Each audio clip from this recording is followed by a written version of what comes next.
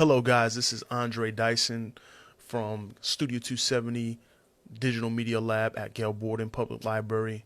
And today we're going to do a quick intro program for Logic Pro and starting to record and doing the recording process in general.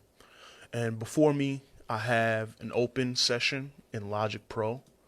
What I'll do is I'll relaunch it so you can see from the launch period. This is a plugin that I have that we won't worry about for right now. I created a template. So the best thing about Logic is that you can create templates that once you create your certain settings of how you want to record, you're able to save it, and then you're always able to launch and click a fresh new copy with all your presets saved. So we'll work up to that point in setting a preset, and I'll show you how to save a template as well. I already have one named, and I had this particular template from my podcast, and we'll launch that up. And basically there's just two tracks. This is your window, this is your timeline, and as you can see, you'll have certain parts of the window that you might not know what it is, but there is a function in Logic using this quick help button that if you select the quick help option, this window pops up on the bottom, and I can place that up high so you can see it, and whatever I hover over, it lets you know what that function is. So I'm hovering over the master volume slider, and basically I never really touched that. Say like if you touch something and you don't know how to get it back, what you can do is slide it back. We'll leave it at 0 dB. And for those of you who don't know what dB is, it stands for decibels. It's the unit what they measure decibels for, how loud something is. But 0 dB is basically unity, something at its natural state. Like you're not taking away from the loudness. However the audio is captured, basically that's at what level it was captured, and you're not making it louder or softer. It's just that's the unity in what they call 0 dB. So what I'll do is you can take away a track. I'll take away a track so we just have one track. And if I hover over with that quick help on, it'll let me know I have my smart controls, a mixer, and editor windows. And what I'll do is I want to control this track and what settings are on this track. And I guess what I can do is I'll create some audio for you right now so we have something to edit, and you'll be able to see me place those effects on it. So what I'll do now is I'll press record, and as you can see, as soon as I press record, it shows the green level of my voice. So as I get closer and closer, you'll see the decibels go up and up and up. So this is the record enable button, the R that's glowing, and that's how you know a track is recording or record enabled. If you don't see that highlighted, then you're not going to get any input on it if you try to record. And we have input monitoring. So if you have headphones, basically when you select input monitoring, whatever you're recording, you're able to hear within those headphones. And so that's usually a choice. You don't have to hear your voice as you're recording, but some people like to. Some people don't want to hear the sound of their voice, so they choose to leave that off. I don't mind. To kind of explain a little bit about that aspect of input monitoring, sometimes when you hear the input monitoring, it sounds like your voice could be a little off, and you'll hear some type of phase where you hear your voice and then your voice is delayed in the headphones, which can sometimes throw you off. So one way to fix that, if there is some type of delay, we go to Logic Pro and we go to Preferences. So you go to Audio, you go to General, and then right here at the bottom, you're going to see Plugin Latency. And this will show the plugin latency is on the pre-roll, so it's before the playback. So what we want to do is low latency mode, and this is like the milliseconds off of how you would hear your voice. Like, so basically 0 milliseconds is like you're hearing your voice with no delay. It's as I'm speaking, I'm hearing that in my headphones the same way. So as I create milliseconds of delay, I can kind of hear that phase in my voice. So I want to minimize that. Like the lower, the better. You know, sometimes anywhere from 5 to 0 is what I do. I just want to be able to not worry about hearing some delay. It throws you off at some time. But so that's how you will get rid of that problem. So, but now I'll create some audio.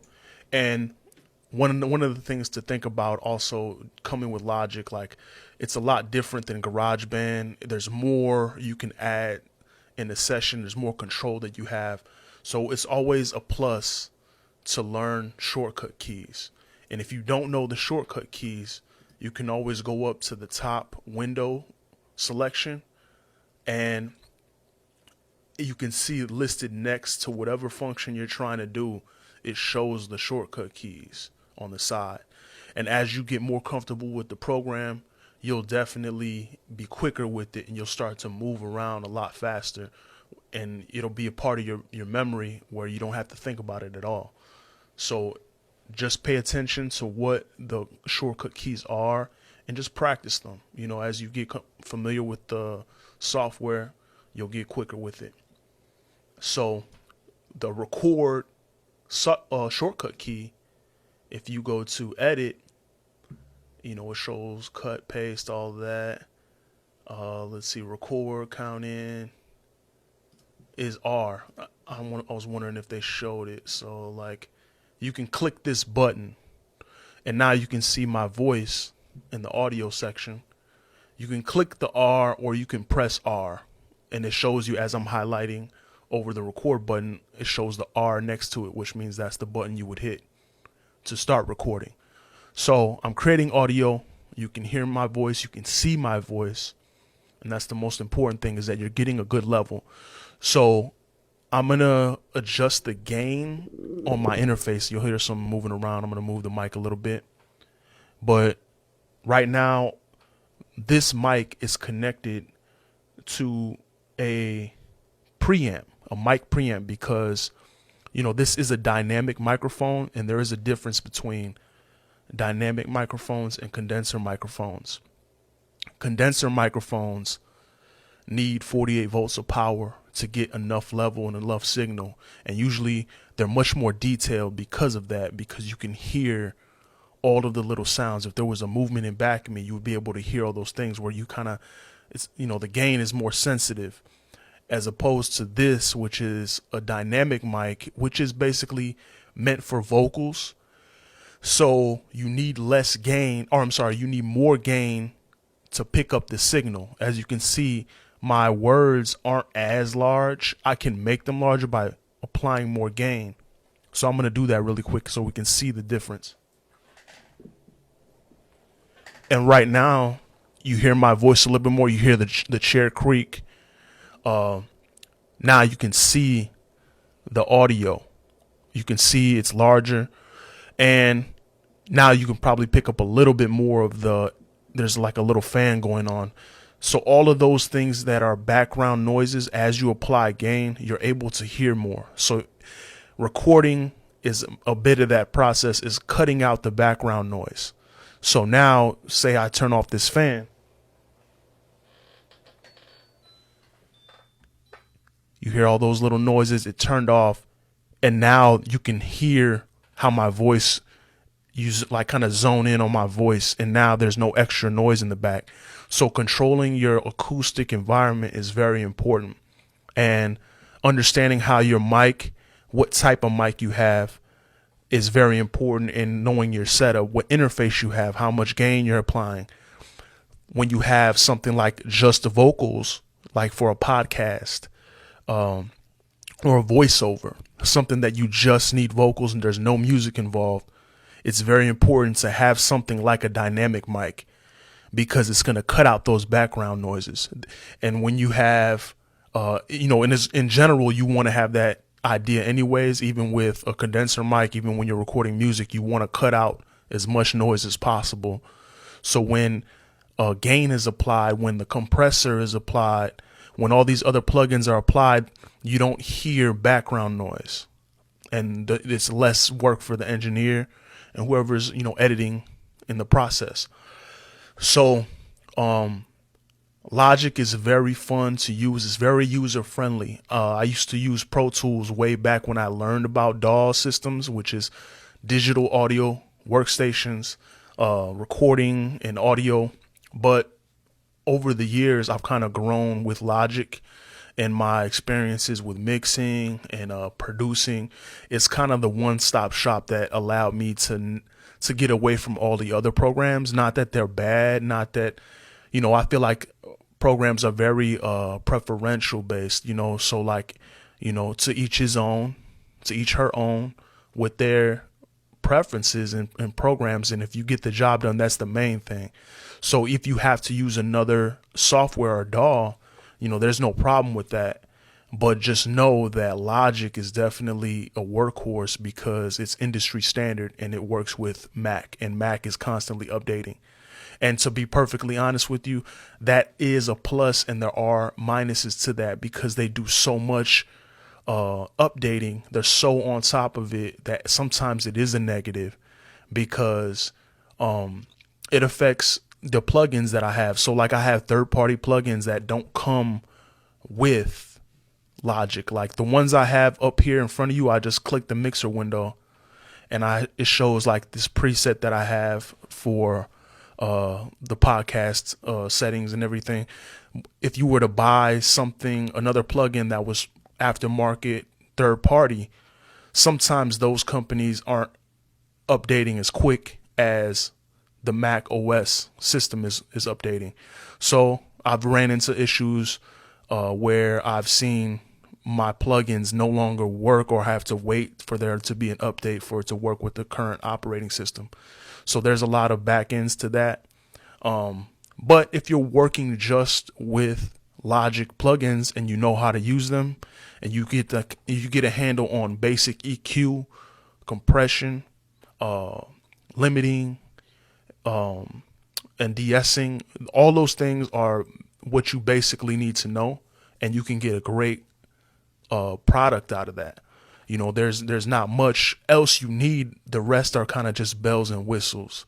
And some of those third-party plugins really do put mixes over the top. They really do make your voice sound a lot crisper and have certain tones and resonance to them that give it an artistic uniqueness to whatever you're working on. So I'm not knocking those at all, but it's just getting those third-party companies to work with Logic all the time. Sometimes that clashes a little bit with the updating. They're so effective with updating.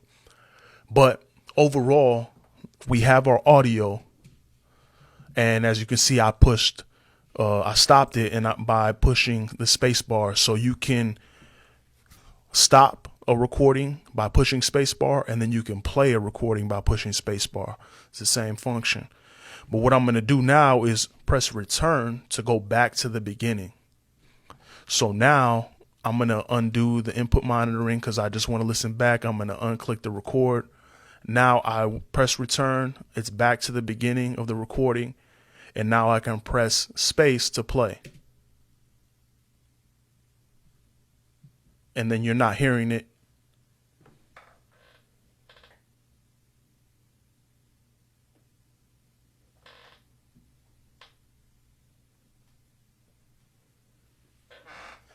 So I had to push up the input monitoring on the mixer. So to explain my setup a little bit more, I guess I talked about that, but I'll come back to how my setup is. I have the dynamic mic, speaking into that. This mic is connected to a mic preamp. The mic preamp lifts the signal. It doesn't have the 48 volts selected because that's only for condenser mics. So it just line in is pushed, and I have no effects. There's an option to do EQ on that preamp, but none of those are engaged. So it's strictly gain and output that are leveled up. From the output of that preamp, it's going into a mixer or 2-channel mixer. Basically, it's just there as an interface because that's what's connected to the computer. So it's going in to the first channel, and I have that line or that fader pushed to 0 dB, which is unity. So basically it's just the interface. I'm not using any of the EQ or any of those pre-production effects on my voice at all. So that's basically it as far as my setup goes.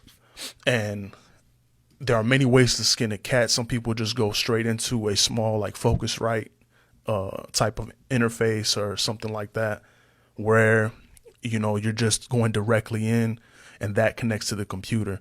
But I have the options in the Digital Media Lab where I can connect 2 mics to these preamps, and it's great to have more control of the EQ within it.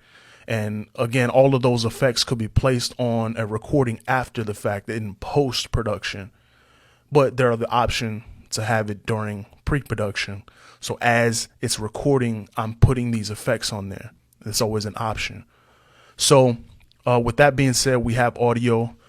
Creating audio, you can hear my voice, you can see. And let's play when it's louder. Right now, you hear my voice a little bit more. You hear the chair creak. Now you can see the audio. So then, that's my voice, and I can definitely hear that it's a lot clearer. And right now, just to explain the mixer window really quick, we're going to go this track, which is highlighted. It's the only track on here, is highlighted down here. So if there were another track, which I'll do Command D. Sorry, I hit the thing. I'll do Command D and create another track. And as you can see, it makes another one in the mixer window. So, and you're saying the sound is coming from the input. So you have, depending on what interface you have, the input options will change. So I have a Mackie analog interface, which there are more tracks. There are 1, 2, 3, 4, 5, 6 tracks available, but there are only 2 that go out into the computer. This is basically a small live board if you were doing like a live performance and stuff like that. But the 2 channels act as a digital interface. So because of that, as I select input, I'm in input 1 because that's the first input. That's what this mic is connected to, through the first input. So understanding that concept of input, that's what that is where is the mic going to on your interface. So you're assigning it. So if I had another mic on channel 2, I would go to input and select 2. And therefore I could have another mic on a different channel recording different audio. Because if these both are input 1, whatever's happening in both mics are going to the same channel and you hear the same signal. That might be a goal, that might be something you want, but sometimes that's not what you want. So you have to make sure the inputs are right and assigned to the right mics. So having that control and being able to see it visually on a mixer is one step above GarageBand, which, GarageBand, you can do the same thing, but just having the visuals of a mixer help the idea and how the signal flow is happening. And I have this first track, no effects on it at all, but I have it bust out. The output of that track is bust out to another bus track. And so you can tell that it's a bus track because it's assigned as the bus track 1, bus 1. And all the effects are placed on that bus track, which then are assigned to the out. So then that's going out, right? So this is the channel, that signal, I'm telling the output to go to bus 1. Now the bus 1 has all of the effects on it and then go out to the output. And you might ask, why would you do that? Why wouldn't you just have all of your effects on the same channel and on every single channel have their own effects? You could do that if you don't need as many channels. Sometimes mixes happen where you want to organize certain things. And as you create more tracks, you want to keep account of all of the effects. And it's easier when you're just assigning empty tracks to a bus track with a certain amount of effects, because you might only need so many effects. So why have all the effects on every single track, which weigh down the CPU? CPU is the computer memory that is working. As you're working, you have to know the limitations of your computer. Like, for instance, if I were to go to this computer, I'm on an iMac and it's fairly new. If I go to About This Mac, it tells me it has 16 gigabytes of memory. So ideally for music, when you have programs like this on a computer, like Logic and Final Cut and all these other programs, you want at least 16 gigabytes of RAM, because sometimes you may have other programs open. And when a program is open that has a whole bunch of stuff going on, it's too much for the computer. So you'll have a lot of stoppage and what's going on. Your computer's trying to think. So your setup will have to be dependent upon your capability of your computer. This is digital media, right? So we have to respect the limitations of the digital part. Your system has to be well equipped and capable to handle a lot of the work. So that's the basics of the computer side. That's why they say, music and engineering is always a little bit about computers as well, especially in this day and age. We're working with digital media. So you have to know a little bit about computers. You can't be totally ignorant to that fact. So other than that, it's the benefit of having a bus channel is because you're not taking up as many channels. So if I have 4 vocal tracks, I'm not assigning all the 4 tracks full of effects. Now I can just have 4 vocal tracks and they're all assigned to bus 1. And now they all carry those. They're not on the same track. I'm just sending the signal to be affected the same way and then to the out. So it was kind of a hard concept for me to grasp when I first started learning about audio. But as I started seeing how to work with it, nothing can replace actually doing it in the program. Like, you can read books, you can just watch videos, but I'm a visual and a kinetic learner, so I have to do it in order to really understand how it's working. So I don't know about you, but I need to repetitively do something. So me being in the program and assigning it and playing with the presets, figuring out, oh, that's how that sounds, that's how it makes it work, that helped me a lot. And then now you basically can, like, for instance, I would do in music, vocal tracks, the main hook is affected one way, and I have that assigned to a bus. The verse is basically going to be, the main verse is going to be the same way, so I have those 2 tracks going to the same bus.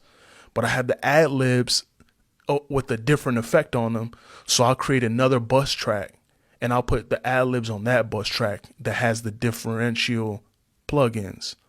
So then you'll start to see how, wow, instead of me replicating and duplicating a whole bunch of tracks and now my computer's stopping up and working harder, I'll be able to work on that and free up the space and multitask with how many tracks I'm using.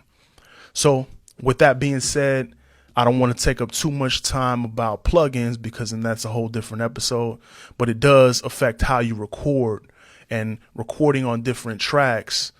Multi-track recording is important, because you'll be able to, sometimes you need to have both tracks record enabled, especially like in a podcast, and you can hear as I affected that. I don't know if you might hear it or not, but I hear a phase, because basically now my voice is going on the 2 tracks at the same time. So if you have this track sent to a different input, it'll grab that mic, and now you guys can both have a conversation like a podcast.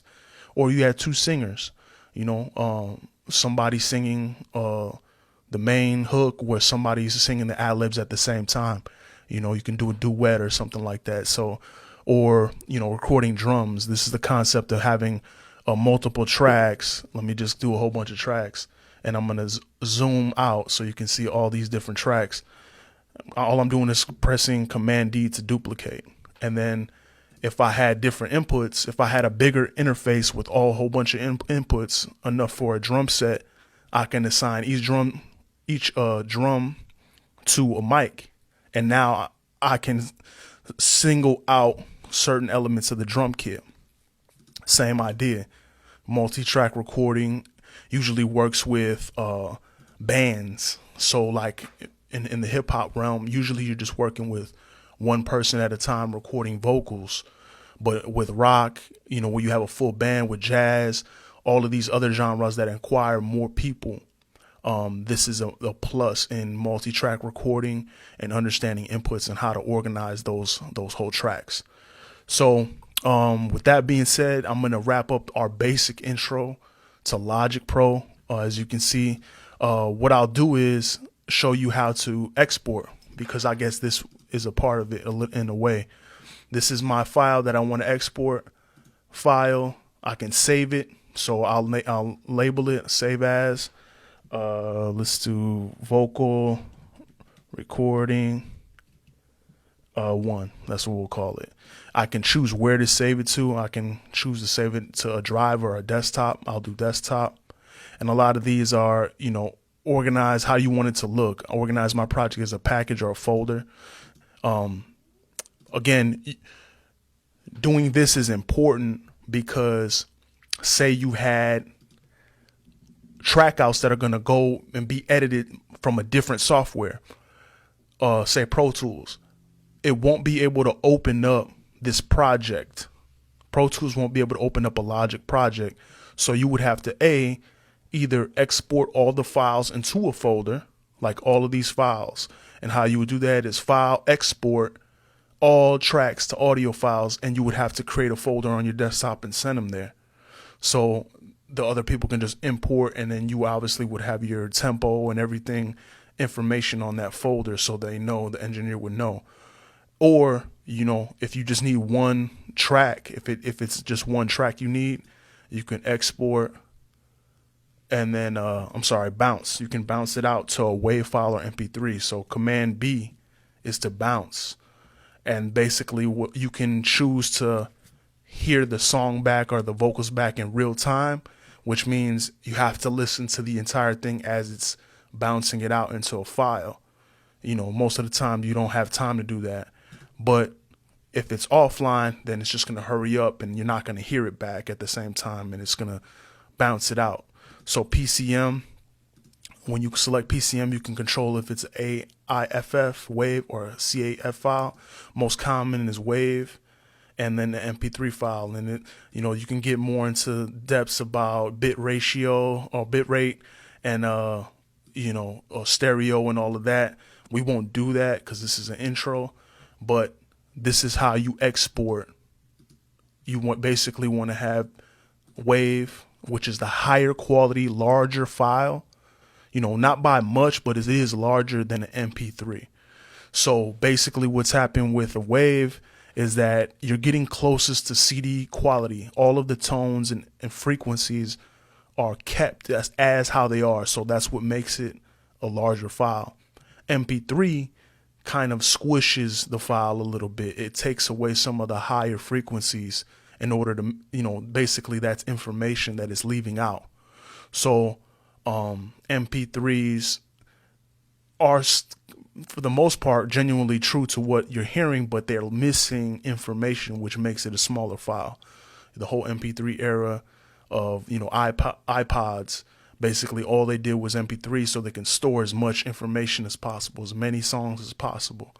So that was part of the reason for them saving the space on devices. But they're technically missing information and they're not CD quality. So with that being said, I'm going to just bounce it out. You name the project, vocal recording 1, desktop, and then you see that it bounces out. Not in real time because it would have played it as it goes. So this is kind of like a sped up process. And then it converts to the WAV and then the MP3. And then now you're done. And now you can save. I didn't save it. Vocal recording 1. So you have to save it as well as bounce it if you want to have that file. And now this is the file right here. And then, I just had it sent to the desktop, but you can organize your files. I need to organize some of my files, I can see, but I'll clean them up for right now. Organize it by name.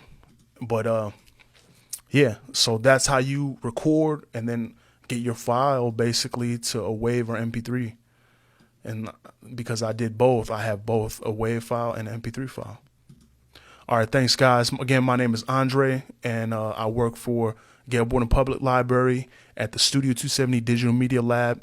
All you need is a Gale Borden Public Library card to book an appointment. If there's anything you need to know about audio recording, video recording, and editing as well, editing video and audio. And if you ever want to record a podcast or just a personal song or something that you would like to get mixed or want to know a little bit more about audio production, making music, making beats, just contact me. You can contact me at adyson@galeborden.info. All right, thanks, guys. I appreciate you.